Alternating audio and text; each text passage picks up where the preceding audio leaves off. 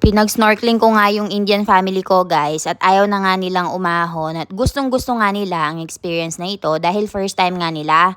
Sa video na ito ay papakita ko nga sa inyo ang mga kaganapan sa araw na ito. Habang naka-stop over nga yung bangka namin guys ay meron nga kaming nakita na nagbebenta ng pagkalaki-laking mga buko. Medyo nabigla nga din yung binan kong babae dahil sobrang lalaki nga daw ng mga buko dito sa Pilipinas. Sa India kasi guys, especially doon sa village kung saan nga ako nakatira, ay pagkaliit-lit ng mga buko nila. At wala ngang gaanong sabaw. Pero dito sa binili namin kay mother-in-law, tuwang-tuwa nga siya at hindi nga niya maubos-ubos. Kaya naman ay nag-share pa silang dalawa ng father-in-law ko. Dahil nga private nga yung bangka na kinuha namin, meron nga kaming freedom na mamili kung saan nga namin gustong magstay ng mas matagal. Hininto nga lang kami ni kuya dito sa may area na ito at dito nga lang kami nag-swimming-swimming. And meron nga din siyang daladalang kayak na ganito. Kaya naman ay sinakay namin si Iva na habang binabantayan nga siya ng mother ko. Enjoy na enjoy talaga yung mga binan ko guys dahil sobrang linaw talaga ng tubig. Hindi ko pa nga nakitang nag-swimming ang binan kong babae at lalaki guys at first time ko lang talaga ito kaya naman ay nakakatuwa nga silang pagmasdan habang nagfo-floating. Sa India kasi guys, ang napansin ko puro mga temple yung mga pasyalan doon at wala nga ganito kaya naman ay na-enjoy na nila ang bawat segundo dito sa may Puerto Galera. Tuwang-tuwa nga din si Milan na makita ang pamilya niya na nag-e-enjoy nga ng ganito. Sabi pa nga niya sa akin ng pabiro, sulit nga daw ang binili niyang flight ticket dahil nga enjoy na enjoy sila at hindi nga maalis yung ngiti sa mga labi nila. Tignan nyo naman din ang anak ko guys, enjoy na enjoy nga din dito at kahit nga natatalsikan yung mata niya, hindi nga siya naiyak. Noong bata pa lang kasi si Ivan guys ay sinanay na nga namin sa tubig. Kaya naman ay nag-e-enjoy nga din siya kapag nagsiswimming. Chap-chap na ikaro ano? Akban karo ak.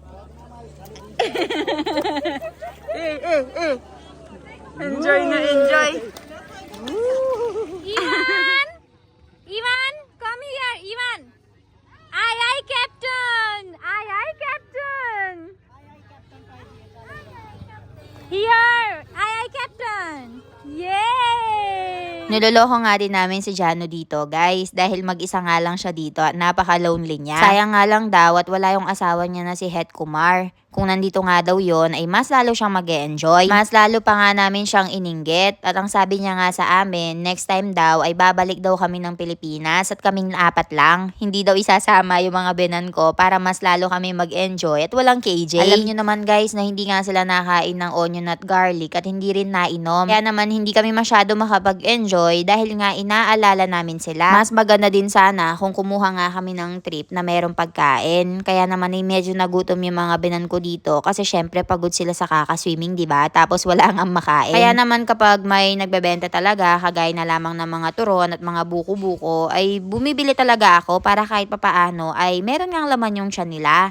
Pero meron naman silang dinalang mga chichirya nila guys na mula sa India at yun nga yung mga kinain nila. And dahil nga nag-e-enjoy sila ay hindi rin naman nila masyadong ramdam yung gutom. Sabi ko nga sa kanila, umahon na nga sila dahil marami pa nga kaming pupuntahan. Magpupunta pa kasi kami sa ibang mga lugar para nga mag-snorkel. Pero ayaw nga paawat at nag-iiyak nga yung baby Ivan ko. Kaya naman ay sinakay nga siya ulit dito.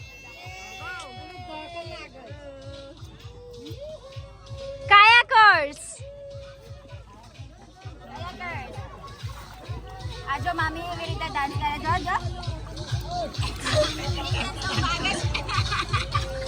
Habang nandito nga kami sa may dagat ay nagpapatugtog nga din ng Indian song yung sa barko. Kaya naman ay sumasayaw dito ang binan kong babae. Sobrang saya nga ng araw na ito guys at ang last part ay snorkeling. Nung una pa nga guys ay natatakot talaga yung binan kong lalaki at binan kong babae. Dahil baka nga daw ay malunod sila at hindi nga sila marunong lumangoy. Pero eventually guys sila pa nga yung ayaw umahon dahil napakaganda nga daw yung nakikita nila ng mga fishes at mga corals. Kung gusto nyo nga mapanood yung full video ay makikita nyo nga siya dito.